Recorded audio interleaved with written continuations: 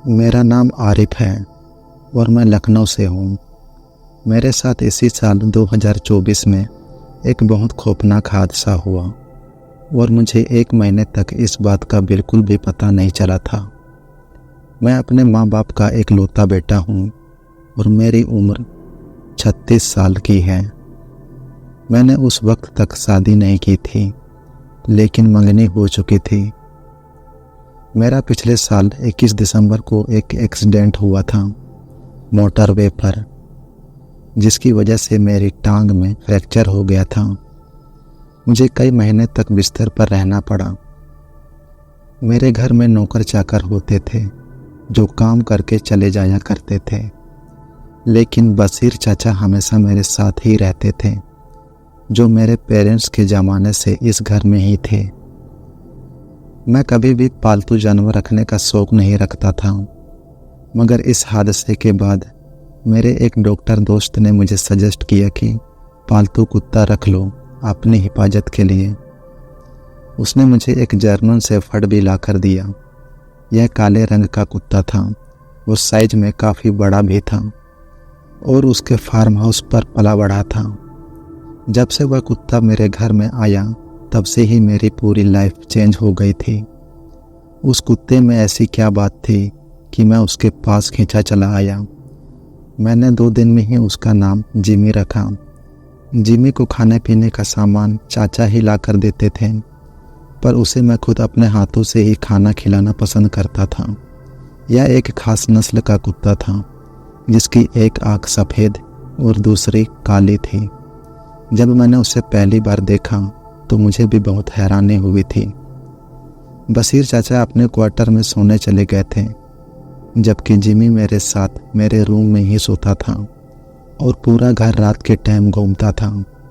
उसकी कुछ आदतें ऐसी थीं जो बाकी कुत्तों से अलग उसे बनाती थीं, जैसे वह सारी रात जागता और सारा दिन सोता रहता था। एक रात कुछ ऐसा हुआ कि रात के टाइम कोई साया मेरे कमरे की खिड़की के बाहर खड़ा हुआ दिखाई दिया और मेरा कुत्ता उसे एकटक देख रहा था। वह साया जैसे इशारों में उससे बात कर रहा हो। मैंने जिमी को बहुत आवाज़ दी, मगर उसने मुझे बिना पलके झपकाए पीछे मुड़कर देखना शुरू कर दिया और फिर खामोश से मेरे कमरे से बाहर निकल गया। जब सुबह बशीर चाचा घर के अंदर आए तो वे मुझे कमरे में नाश्ता देने आए। उन्होंने कहा कि साहब, अगर आपकी इजाज़त हो तो मैं 3 दिन के लिए अपने गांव चला जाऊं। मेरा एक बड़ा भाई है जो बहुत बीमार है। मैंने कहा ठीक है, आप बड़े भाई को देख आएँ। इसके बाद बशीर चाचा जाने लगे तो जिमी ने उन पर अचानक ही हमला कर दिया और मामूली जख्म हो गए। बशीर चाचा बहुत डर गए। उनके होंठ फट चुके थे और खून बहने लगा था। मैंने जिमी को बहुत डांटा और बशीर चाचा को पैसे दिए और कहा कि पहले जाकर अपना इलाज करवा लीजिए। बशीर चाचा के जाने के बाद मैंने सारे घर के दरवाजे अच्छी तरह बंद कर दिए। बस टेरेस का दरवाज़ा खुला था। टेरेस के सामने एक खाली घर था, जिसके मालिक काफ़ी अरसे पहले बाहर यूके जा चुके थे।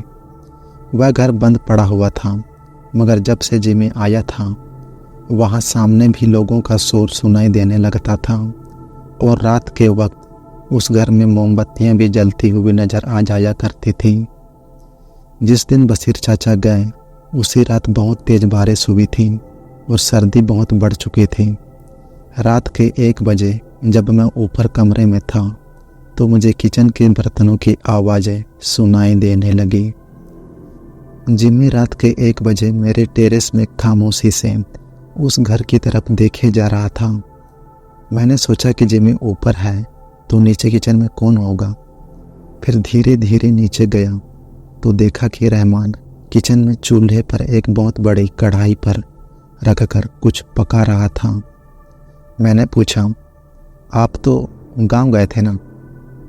वे बस मुस्कुराने लगे और कढ़ाई में बड़ा सा लोहे का चम्मच घुमा रहे थे।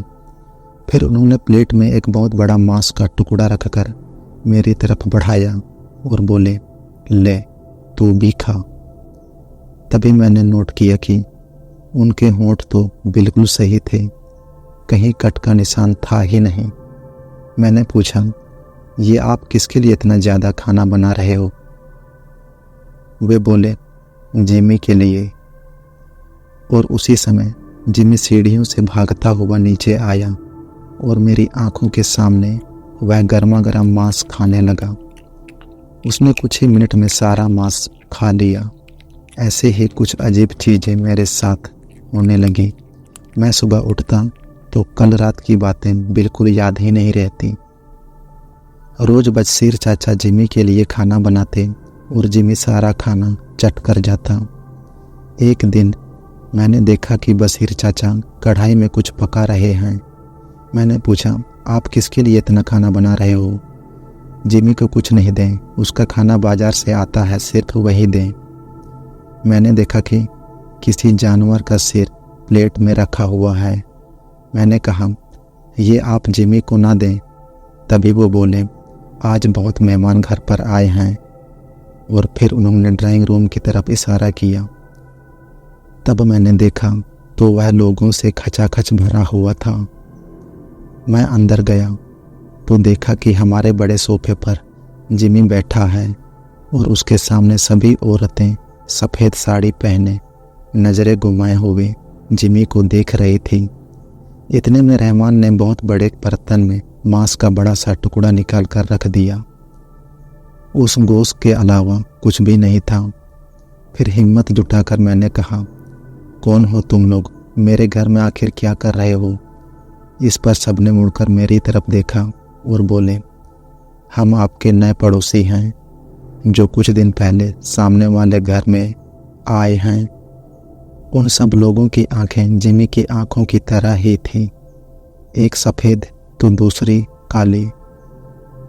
उनके हाथ खाली हड्डियों की तरह थे, बगैर मांस के। मुझे इतना तो अंदाज़ा हो चुका था कि यहाँ कुछ तो गड़बड़ है। मैं जाकर आगे बढ़ने लगा तो ऐसा लगा जैसे उन्होंने मेरी जुबान बंद कर दी हो। फिर उन सब ने ऊंची आवाज़ में चीखना शुरू कर दिया, जिससे मेरे एक कान से खून के कतरे निकलने लगे। मैं वहीं बेहोश हो गया। जब आँख खुली तो खुद को अपने बिस्तर पर बेसुध पाया। ना मेरा शरीर हिल पा रहा था, ना मेरी जुबान से कोई आवाज़ निकल पा रही थी। मेरे कमरे में खौफनाक लोग मौजूद थे और मेरा कुत्ता भी वहीं था। बशीर चाचा आए और उनकी आंखें भी जिमी जैसी ही दिख रही थी। अब मेरी आंखों के सामने जिमी का कद थोड़ा लंबा हो गया। वे सब लोग भी मेरे कमरे में खड़े थे। मेरा खौफ से बहुत बुरा हाल था। तीसरे दिन मैंने अपने दरवाजे पर किसी की दस्तक सुनी और बशीर चाचा किसी बूढ़े बुजुर्ग को अंदर लेकर आए। उनके हाथ बहुत लंबे और खरोचों से भरे हुए थे। वे नीचे से कुछ पढ़ते पढ़ते ऊपर मेरे कमरे की तरफ आए और कुछ बड़बड़ा रहे थे। मेरे कमरे के साथ जो कमरा था वो स्टोर रूम था।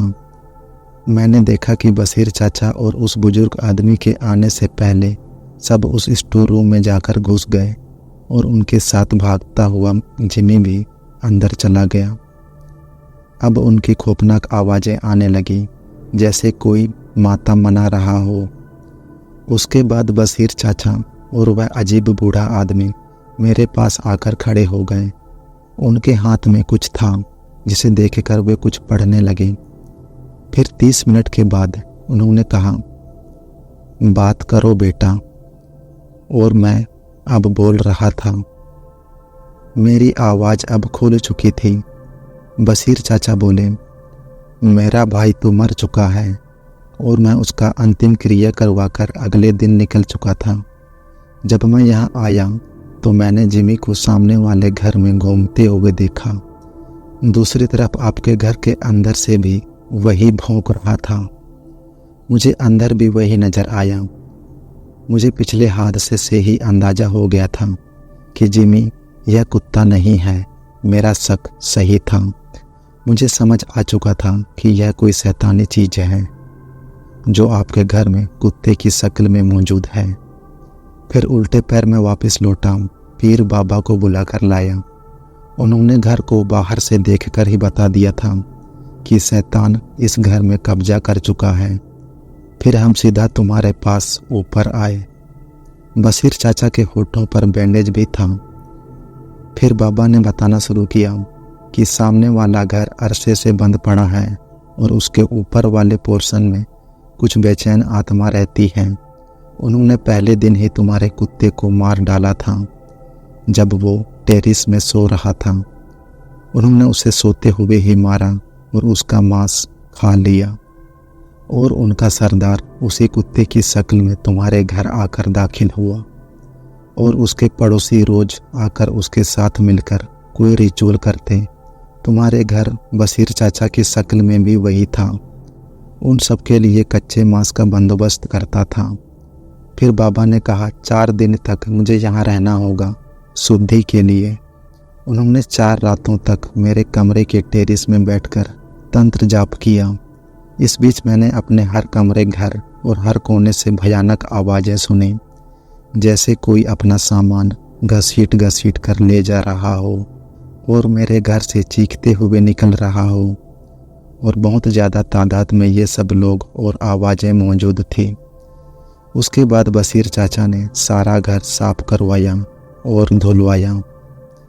फिलहाल तो अब सब ठीक है, पर कभी कभी मैं सोचता हूँ कि जिमी की क्या गलती थी।